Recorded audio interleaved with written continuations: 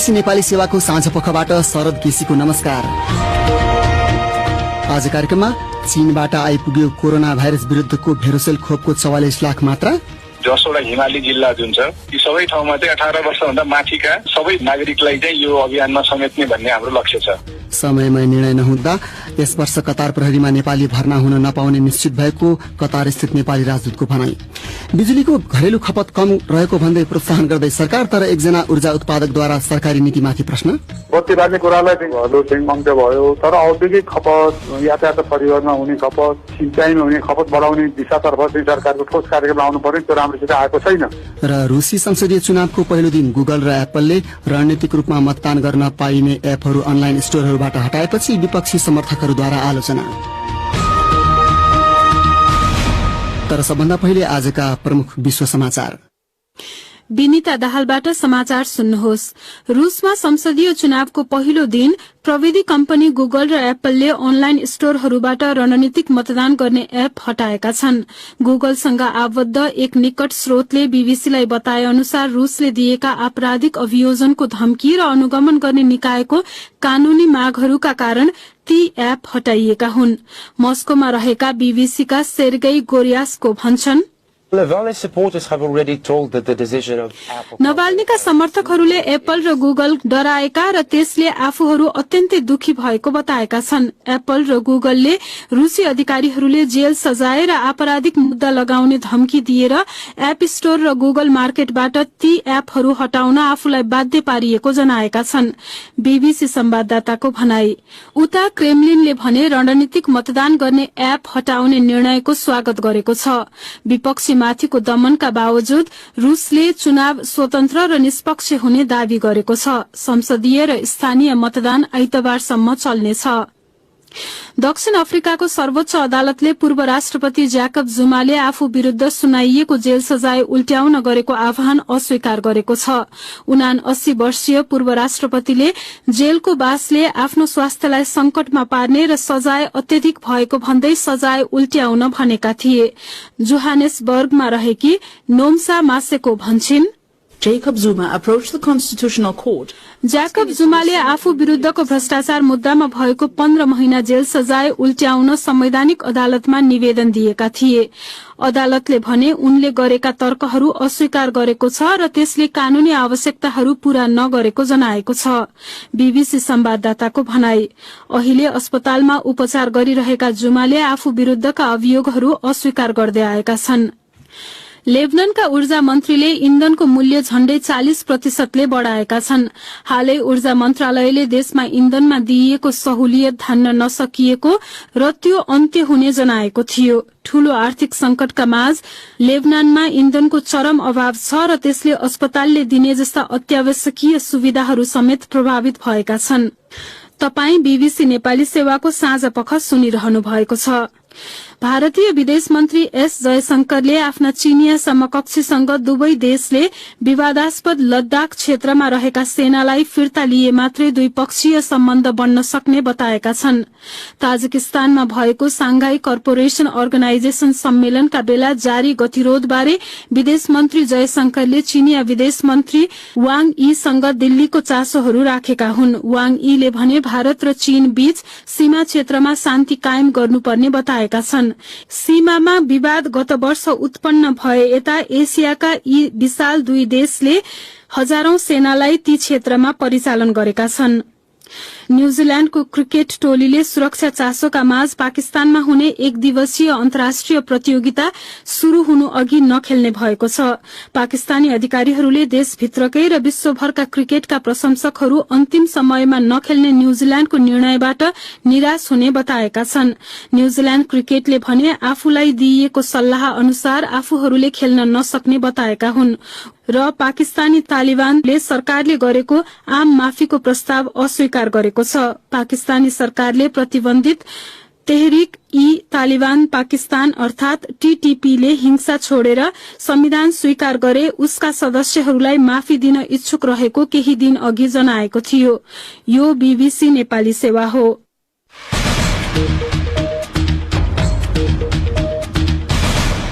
साँझ पखमा तपाईलाई स्वागत छ। चीनबाट आज नेपाल आइपुगेको कोरोना भाइरस विरुद्धको खोप भेरोसेलको 44 लाख मात्रा असोज 4 गतेदेखि 14 गतेसम्म मापदण्डभित्र परेका नागरिकलाई दिने गरी व्यवस्था मिलाइसकिएको अधिकारीहरूले जनाएका छन्। 2 मात्रा लगाउनु पर्ने उक्त खोप 42 लाख जनालाई दिन पुग्छ। एकै खेपमा नेपालमा भित्रिएको खोपको यो सबैभन्दा ठूलो परिमाण हो। स्वास्थ्य सेवा विभाग अन्तर्गतको आपूर्ति महाशाखाका प्रमुख उपेन्द्र ढुङ्गानाले चीनबाट किनेर ल्याइएको उक्त खोप कतिपय प्रदेशहरूले टोली पठाएकाले सोझै ती प्रदेशहरूमा पठाउने व्यवस्था मिलाइएको जानकारी दिए। खोप वितरणमा विगतका अभियानमा छुटेका समूह, उमेर र पेशा अनुसार प्राथमिकता क्रममा राखिएका समूहलाई खोप दिइने अधिकारीहरूले बताएका छन्। खोप अभियान सञ्चालन गर्ने जिम्मेवारी पाएको परिवार कल्याण महाशाखा अन्तर्गतको बाल स्वास्थ्य तथा खोप शाखाका प्रमुख सागर दाहालका अनुसार खोप वितरणको योजना पहिले नै तयार गरिसकिएको छ। भेरोसेल खोप चीनिया सरकारको स्वामित्वमा रहेको सिनोफार्म नामक कम्पनीले उत्पादन गरेको हो र त्यसलाई WHO ले मान्यता दिएको छ। यो खोपले शरीरलाई कोरोना भाइरससँग लड्ने एन्टिबडी उत्पादन गर्न प्रेरित गर्छ। यो खोपमा मृत भाइरस हुन्छन् जसबाट मानिसमा कोभिड-19 भने सर्दैन। यो खोप 60 वर्ष माथिका मानिसमा कति प्रभावकारी छ भन्ने बारे पर्याप्त अध्ययन नभएकाले अहिले नै भन्न नसकिने उसको भनाइ छ। तथापि WHO ले उक्त उमेर समूहलाई पनि यो खोप लगाउन मिल्ने जनाएको छ। नेपालमा चीनले अनुदानमा दिएको र चीनसँग किनिएको भेरोसेल खोप यसअघि पनि प्रयोगमा आइसकेको छ र अहिले जारी पनि छ। यसै सन्दर्भमा साथी फणेन्द्र दाहालले स्वास्थ्य सेवा विभाग अन्तर्गतको परिवार कल्याण महाशाखाका प्रमुख डाक्टर विवेक कुमार लालसँग कुराकानी गर्दै सबभन्दा सुरुमा आज ल्याइएको 44 लाख मात्रा खोपको प्रयोग गर्ने योजनाबारे जिज्ञासा राखेका थिए।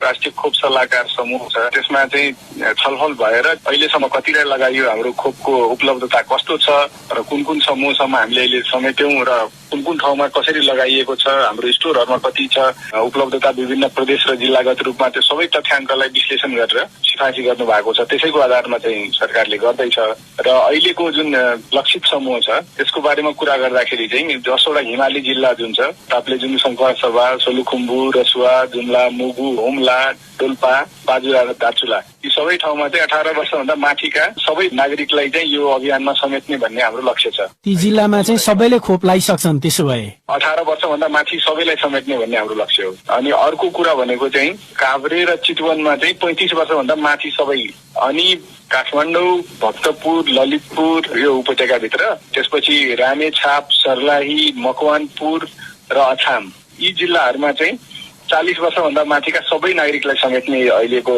लक्ष्य छ र यी जिल्लाहरू बाहेकका 55 जिल्लामा चाहिँ 45 वर्ष माथिका जति नागरिक हुनुहुन्छ सबैलाई यो अभियानले समेट्छ। अनि सँगसँगै जुन बीचबीचमा चाहिँ नेपाल सरकारले निर्णय गरेर विभिन्न लक्षित समूहहरूलाई जुन दिएको छ, जस्तै कहिले विद्यालय, शिक्षक, होइन, कहिलेकाहीँ पर्यटकीय क्षेत्र र अन्य भनेर जुन छुट्याइएको थियो, ती लक्षित समूहहरूमा खोप त पहिला लगायो, तर त्यसमा पनि केही कारणवश कोही छुट्नु भएको छ भने उहाँहरूलाई पनि ती व्यक्तिहरूलाई यो वर्ष चाहिँ समेट्ने भन्ने छ। 18 वर्ष माथिका सबै विद्यार्थी र यस अघिको लक्षित समूहमा छुट व्यक्तिहरू, पर्यटकीय क्षेत्रका होटल व्यवसायीहरू, उहाँहरू सबैलाई समेट्ने र सँगसँगै अन्त्यमा चाहिँ खोप लगाउन छुट भएका रेड क्रसका कर्मचारी तथा सक्रिय स्वयंसेवकहरूलाई पनि समेट्ने अहिलेको अभियानमा चाहिँ हामीले लक्ष्य निर्धारण गरेका छौँ। अनि यो अब बाहिर अलिकति भिडभाडहरूमा जाइरहनु पर्ने त्यस्तो खालको पेसाकर्मीहरू छन् नि, उनीहरू पनि अहिलेको यो प्राथमिकतामा पर्छन्? यस्तो छ, उमेर समूह अनुसार नै पनि धेरै जसो पेसाकर्मीहरू चाहिँ कुनै न कुनै उसमा समेटिनु भएकै छ, होइन। त्यसबाहेक पनि सरकारले विभिन्न समयमा चाहे त्यो फ्रन्टलाइनरको रूपमा सामाजिक कार्यकर्ता भनौँ, अत्यावश्यक सेवाका कर्मचारी भनौँ, अथवा जस्तै अस्ति परीक्षा सञ्चालनका लागि भनेर शिक्षकहरू भए अथवा विद्यार्थी 18 वर्षभन्दा माथिका, त्यस्तै पर्यटकीय क्षेत्रमा काम गर्ने व्यवसायीहरू, विभिन्न समयमा यसरी लक्षित समूह पनि थप निर्धारण गरेर पनि अभियान सञ्चालन गरेकै छ, होइन। त्यो हिसाबले मलाई लाग्छ धेरै हदसम्म समेटिएका छन्। कोही त्यसमा बाँकी हुनुहुन्छ भने पनि अहिलेको अभियानमा उहाँहरू पनि समेटिनुहुन्छ। अनि यो वितरण चाहिँ कहिलेबाट हुन्छ? अब आज खोप आयो, हामीले पहिल्यै चाहिँ सबै प्रदेश स्तरदेखि लिएर तलसम्म पनि हामीले छलफल गरिसकेका छौँ, उहाँहरूसँग सल्लाह गरेर एउटा योजना बनिसकेको छ र आज खोप आएको छ भने हामी तुरुन्तै यसको वितरण पनि प्रारम्भ गर्छौँ। सरकारले यो दशैं अगाडि असोजसम्ममा 1/3 जनसङ्ख्या यो खोप लाउन योग्य जनसङ्ख्यालाई दिइसक्ने भनेको थियो, त्यो लक्ष्य भेटाउने नै दिशामा हुनुहुन्छ तपाईँहरू? जुन हिसाबले खोपको हामीलाई अहिले आपूर्ति भइरहेको छ त्यसले चाहिँ म धेरै हदसम्म आशावादी छु कि 1 तिहाई यो समेट्ने जुन कुरा छ त्यो त हामी गर्छौँ नि त। सँगसँगै जुन पुसको अन्त्यसम्म र चैतको अन्त्यसम्म पनि सबैलाई समेट्ने भन्ने छ, त्यो लक्ष्यमा पनि सायद हामी सफल हुन्छौँ होला यदि हामीले अहिलेसम्मको प्राप्त जानकारी अनुसार र जुन हिसाबले खोप चाहिँ आउन सक्ने भनेर अहिलेसम्म चाहिँ सकारात्मक हिसाबले छलफल अगाडि बढेको छ, त्यो हिसाबले सायद हामी ती लक्ष्यहरू हासिल गर्न सफल हुनेछौँ। अन्त्यमा अब यो विद्यालयहरू पनि खोल्ने कुराहरू छ अनि बालबालिकाहरूको लागि पनि खोप ल्याउने भनेर सरकारले घोषणा गरेको थियो, त्यसमा के भइरहेछ? अहिलेको लागि चाहिँ 12 देखि 18 वर्षको बालबालिकालाई पनि समेट्ने भनेर सरकारले निर्णय गरिसकेको छ, स्रोत पनि व्यवस्थापन गरिसकेको छ र फाइजर बायोएनटेकको द्वारा उत्पादित जुन खोप छ त्यो यो उमेर समूहलाई लाउने भनेर सकारात्मक रूपमै छलफल अगाडि बढेको छ र त्यो अनुसारले चाहिँ यहाँ पूर्व तयारी पनि भइरहेकै छ। हामीलाई आशा छ कि 12 देखि 18 वर्षका बालबालिकालाई पनि आगामी दिनमा पूर्ण रूपमा समेट्न सफल हुनेछौँ। त्यो खोप कहिले आउँछ, केही अहिलेसम्म निदो भएको छ? हाम्रो अहिलेसम्मको जुन छलफल चलिरहेको छ त्यसमा अब मिति नै त तोकिसकेको छैन, तर 2021 को यो अन्तिम चौमासिक र 2022 को पहिलो चौमासिक गरेर चाहिँ 2 चरणमा त्यसरी चाहिँ खोप उपलब्ध हुने हिसाबले चाहिँ हाम्रो छलफल पनि अगाडि बढेको छ र यसरी पूर्व तयारी पनि हामी त्यही हिसाबले गर्दैछौँ। अनि त्यो खोपहरू चाहिँ कति अनुदानमा पनि अलि चाँडै पनि आउन सक्छ भन्ने सुनिएको थियो, केही छ त्यस्तो?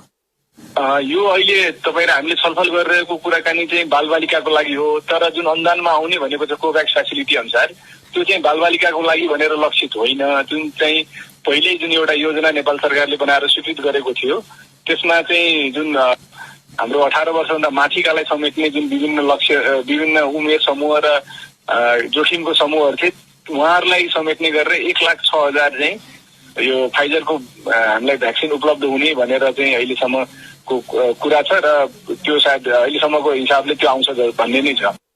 उनी थिए स्वास्थ्य सेवा विभाग अन्तर्गतको परिवार कल्याण महाशाखाका प्रमुख डाक्टर विवेक कुमार लाल हाम्रा साथी फणेन्द्र दाहालसँग कुरा गर्दै। यसरी खोप अभियानले तीव्रता पाउनुका साथै संक्रमण कम भएको देखिएका बेला विद्यालय खोल्ने क्रम तेज बनेको छ, तर काठमाडौँ जिल्ला प्रशासनले शिक्षक र कर्मचारीले पूर्ण मात्रामा खोप लगाएको सुनिश्चित गरेर मात्रै शैक्षिक संस्था खोल्न आदेश दिएको छ। प्रस्तुत छ एक रिपोर्ट। यसअघि स्थानीय तहहरूले नेपाल सरकारको स्मार्ट लकडाउनको प्रावधानभित्र रहेर जिल्ला कोभिड-19 संकट व्यवस्थापन केन्द्रसँग समन्वय गरी विद्यालयहरू सञ्चालन गर्न सक्ने उपत्यकाका 3वटै जिल्ला प्रशासन कार्यालयहरूले निर्णय गरेका थिए।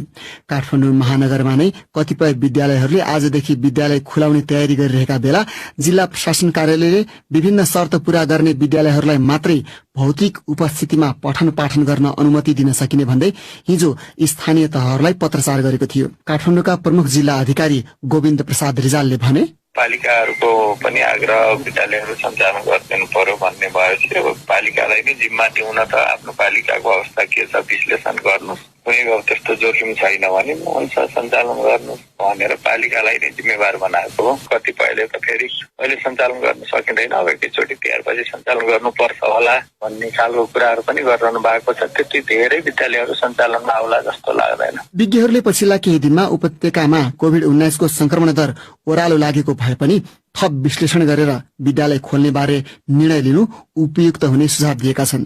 काठमाडौँको टेकु स्थित अस्पतालमा कार्यरत संक्रामक रोग विशेषज्ञ डाक्टर शेरबहादुर पुन, रिसेन्टली हो यो अलिकति कम भएको, झट्टै अब 2-4 दिनको आधारमा सायद उनीहरूले इभ्यालुएसन गरि नहालेको होला जस्तो लाग्छ मलाई। अर्को कुरा चाहिँ अब ठुलो महान चाड चाहिँ ढोकामा आइसकेको छ होइन, त्यति दिनको लागि मात्र हामी किन चलाउने, बरु त्यति जसम्म त हामीले यसलाई अब्जर्भ गर्न सक्छौँ त्यसको ट्रेन्ड के हुन्छ भन्ने प्लानिङ होला उहाँहरूको होइन। त्यति जसम्म अब भ्याक्सिन बच्चाको बुवा आमाले पनि लगायो भने या त बच्चाबाट उनीहरूसम्म आइपुग्दा उनीहरूलाई समस्या आउँदैन, या त बाउ आमा आफै संक्रमित भयो भने बच्चा फेरि स्कुलमा गएर सम्भावना धेरै कम हुन्छ। निजी तथा आवासीय विद्यालयहरूको छाता संगठन प्याप्सनका महासचिव कुमार घिमिरेले उपत्यकामा शिक्षक र कर्मचारीको तहमा 99% खोप लगाइसकेको जानकारी दिँदै स्वास्थ्य मापदण्ड पालना गरेरै विद्यालय सञ्चालन गर्ने पक्षमा आफूहरू रहेको बताए। प्रशासनको पछिल्लो सूचनाले अन्यल निम्त्याएको भए पनि अघिल्लो वर्ष पनि लकडाउन पछि विद्यालयहरू ढिलो खुलेको बताउँदै उनले भने, सबै ठाउँमा चाहिँ एकै प्रकारको अवस्था नभएकोले फरक फरक ठाउँमा फरक फरक समयमा भौतिक रूपमा विद्यालयहरू सञ्चालन हुँदै गएका छन् र स्वास्थ्य सावधानी अपनाउनु पर्छ भन्ने राज्यले जारी गर्ने निर्देशनहरू त हामीले पनि पालन गर्नुपर्छ। कतिपय विद्यालयले कार्तिक 24 गते पर्ने छठ पर्वपछि भौतिक उपस्थितिमा कक्षा सञ्चालन गर्ने जानकारी अभिभावकहरूलाई गराइसकेको बताइन्छ।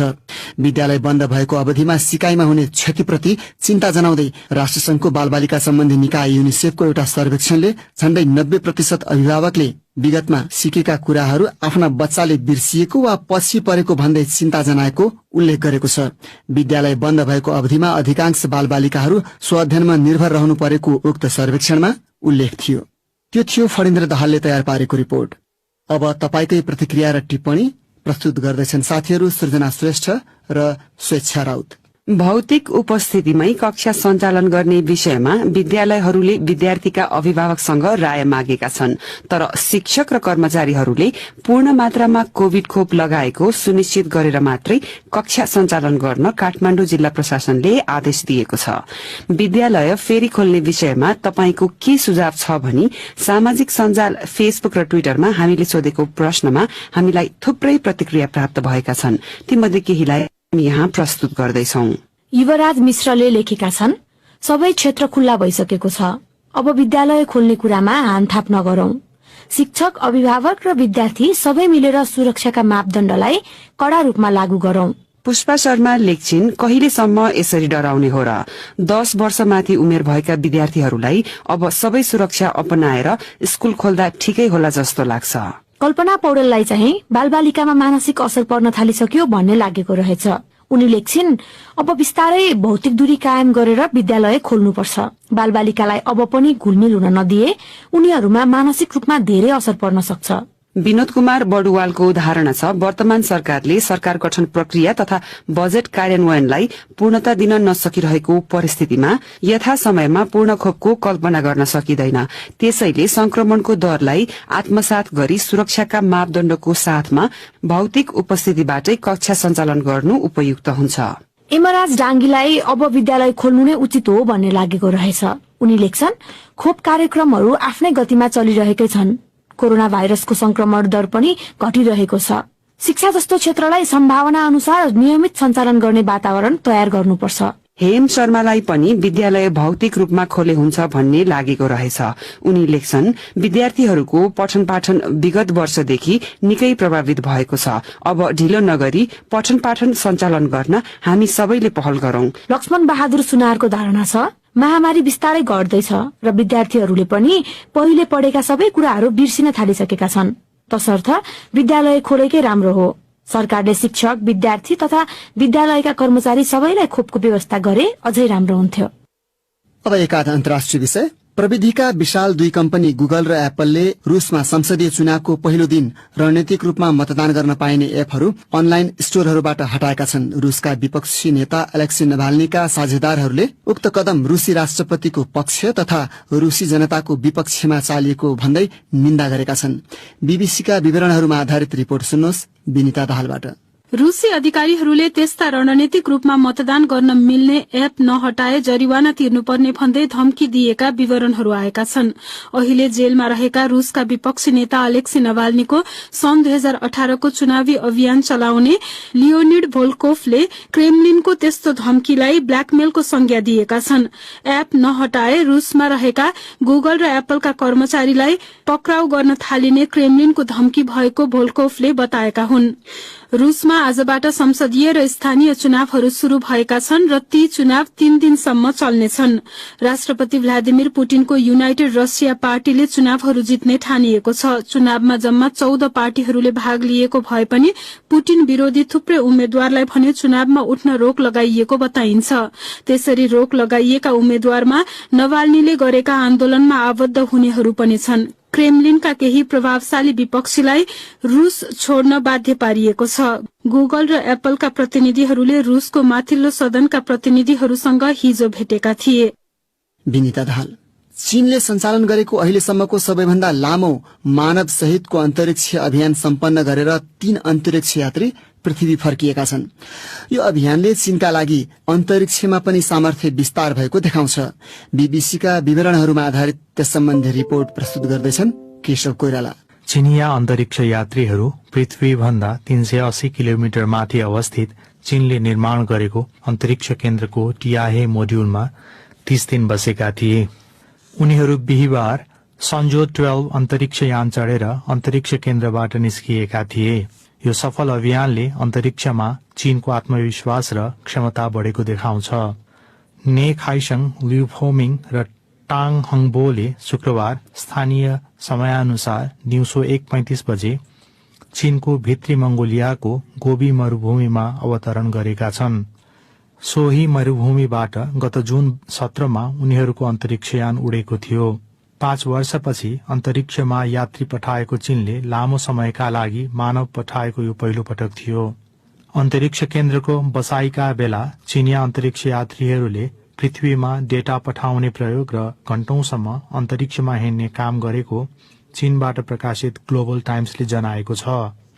उक्त अन्तरिक्ष केन्द्रमा अन्तरिक्ष यात्रीहरू बस्ने मुख्य खण्डमा प्रत्येक व्यक्तिका लागि छुट्टै बस्ने ठाउँ र शारीरिक अभ्यास गर्न विशेष खालको ट्रेडमिल र बाइसाइकल युक्त व्यायामशाला भएको जानकारी ग्लोबल टाइम्सले दिएको छ। केही वर्ष यता चीनले अन्तरिक्ष र खगोलशास्त्रको क्षेत्रमा ठूलो फड्को मारेको छ। सन् 2019मा चीनले चन्द्रमाको पृष्ठभागमा मानव रहित एउटा सानो अन्तरिक्ष यान पठाएको थियो। पृथ्वीबाट नदेखिने उक्त भागमा कुनै अन्तरिक्ष यान पुगेको त्यो नै पहिलो पटक थियो।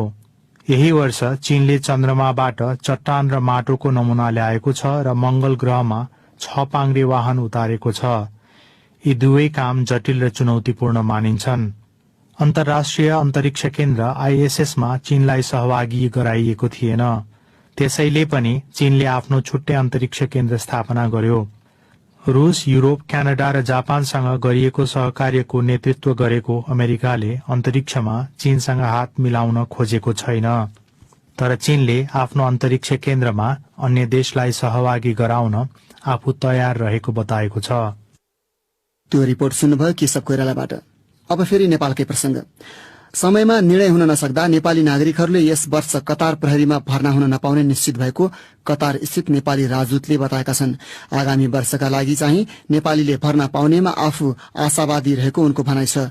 विज्ञ र व्यवसायीले भने सरकारी कमजोरीका कारण नेपालीले एउटा राम्रो वैदेशिक रोजगारीको अवसर गुमाएको प्रतिक्रिया दिएका छन्। थप चर्चा गर्दैछन् विष्णु पोखरेल। कतार स्थित नेपाली राजदूत नारदनाथ भारद्वाजका अनुसार करिब 6 महिना अघि कतारको आन्तरिक मन्त्रालयले 200 जनालाई प्रहरीमा भर्ना गर्नका निम्ति भन्दै नेपाली दूतावासलाई पत्र पठाएको थियो। तर नेपाल र कतार बीच सन् 2005मा भएको श्रम सम्झौता अन्तर्गत सैन्य सेवामा काम गर्ने कामदारहरूबारे केही उल्लेख नभएकाले दूतावासले त्यसबेला त्यसबारे निर्णय दिन नसकेको उनको भनाइ छ। दूतावासले त्यसबारे निर्णय दिन नसकेपछि श्रम, रोजगार तथा सामाजिक सुरक्षा मन्त्रालयलाई पत्राचार गरेको थियो। त्यसैका आधारमा गत असार पहिलो साता मन्त्रालयले सन् 2005कै सम्झौतामा आधारित भएर नेपाली नागरिकलाई निजी क्षेत्रबाट कतार पठाउन दिने निर्णय गरेको भनी दूतावासलाई पत्र लेख्यो।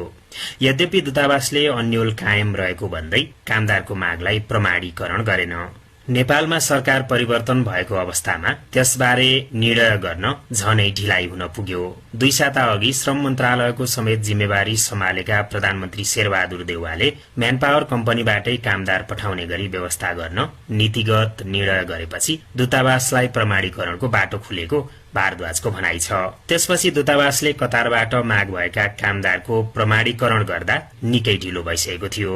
दूतावासको प्रमाणीकरणपछि कतारले दिएको प्रतिक्रियाबारे भारद्वाज भन्छन्, 2021 आर्थिक वर्षको लागि निर्णय गर्न विलम्ब भएको कारणले त्यो हुन सकेन। वैदेशिक रोजगार व्यवसायीले चाहिँ सरकारले निर्णय ढिलो गर्दा वैदेशिक रोजगारीको एउटा राम्रो अवसर गुमेको प्रतिक्रिया दिएका छन्। वैदेशिक रोजगारी र त्यससँग जोडिएको नेपाली अर्थव्यवस्थाबारे जानकार विज्ञहरू चाहिँ सरकारले वैदेशिक रोजगार सम्बन्धी नीतिहरूलाई अस्थिर बनाएको बताउँछन्। त्यस्तै मध्येकी एक त्रिभुवन विश्वविद्यालय अर्थशास्त्र केन्द्रीय विभागकी उपप्राध्यापक रश्मि राज कणिकार भन्छन्, एउटा सरकारले गरेको निर्णय अर्को सरकारले चाहिँ नमान्ने, परिवर्तन गर्ने र साथसाथै हाम्रो निर्णय प्रक्रिया पनि ज्यादै नै ढिलो।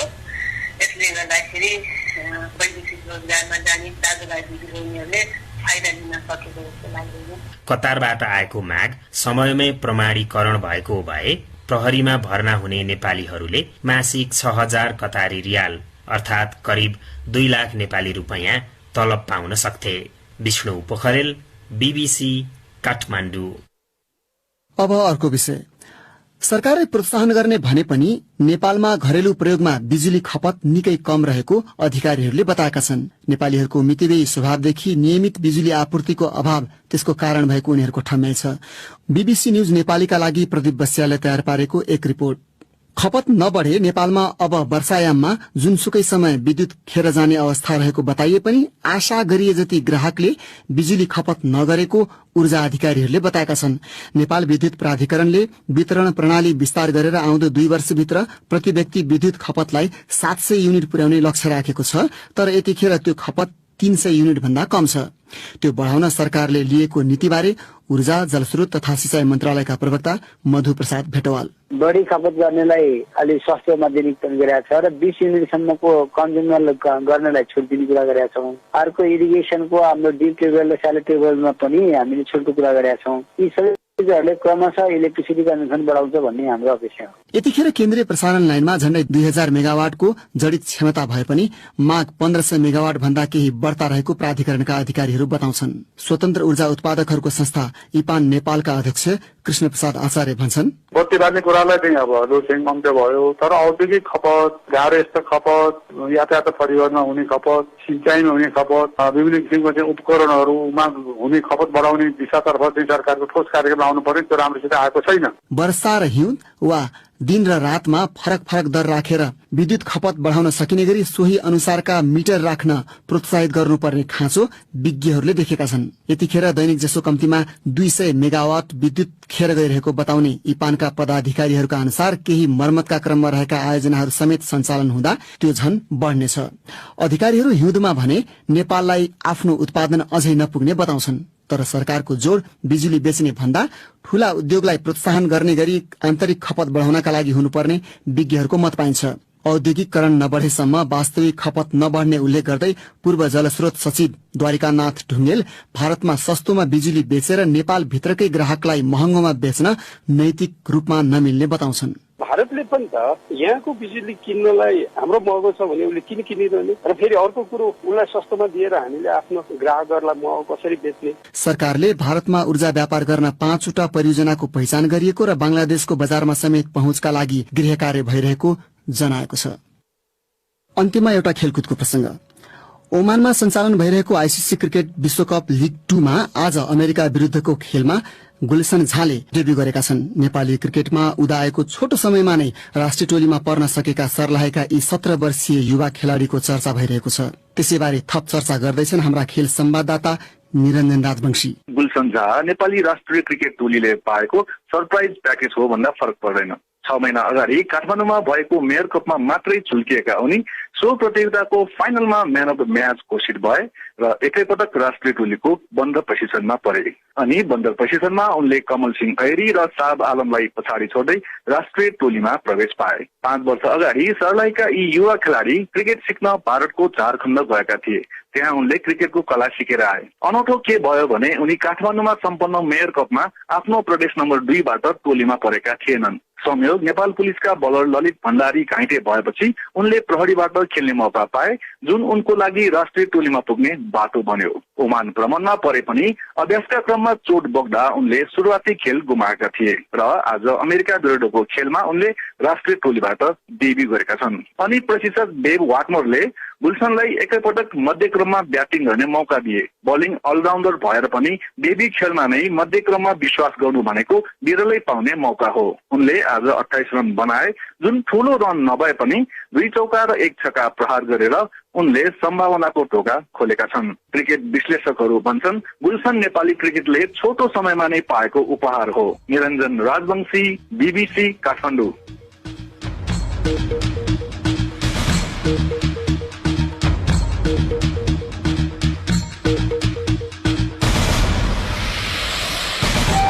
हवस् त यसका साथै बीबीसी नेपाली सेवाको साँझ पख यही सकिन्छ। अब हामी सोमबार बिहान 7:15 बजे मात्र आउनेछौँ। त्यस बेलासम्मका लागि हामी सबैलाई बिदा दिनुहोस्। नमस्कार।